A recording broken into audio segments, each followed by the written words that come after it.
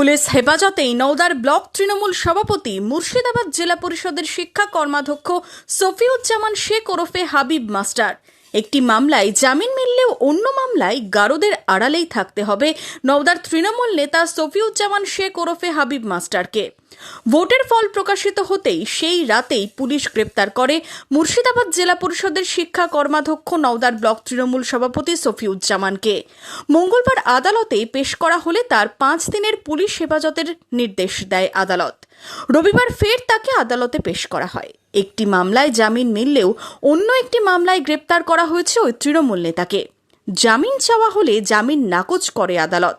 15ই মে পর্যন্ত পুলিশ হেফাজতেই থাকতে হবে তৃণমূল নেতাকে। পিসি থেকে এসেছিলেন এবং সেই কেসে ওনার বেল হয়েছে, কিন্তু ওনার বিরুদ্ধে আরও অনেক কেস আছে। নওদা পিএস কেস নাম্বার 51/26 এই কেসে পুলিশ সোন অ্যারেস্টের প্রেয়ার করেছিল এবং সেই প্রেয়ার অ্যালাউ হয়েছে এবং সেখানে যে বেল প্রেয়ার করেছিল সেই বেল প্রেয়ার রিজেক্ট হয়েছে।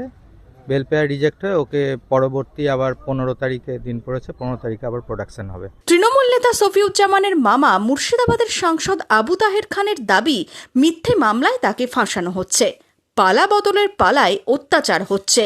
একজন মুর্শিদাবাদ জেলা পরিষদের শিক্ষার কর্মাধ্যক্ষ, আর তাকে এইভাবে প্রশাসন বিভিন্ন কেস দিয়ে তাকে এইভাবে আটকে রাখা, এটা একদম অগণতান্ত্রিক এবং এটা সঠিক নয়।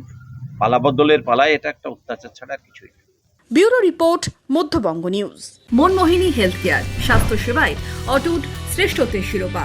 জেলায় প্রথম robotic knee replacement, cardiology with cath lab, neurosurgery, specialized trauma unit থেকে স্পাইন ট্রেন, একগুচ্ছ পরিষেবায় নিয়োজিত। Manmohini health care, quality care with personal touch, Baharampur শিল্প তালুক।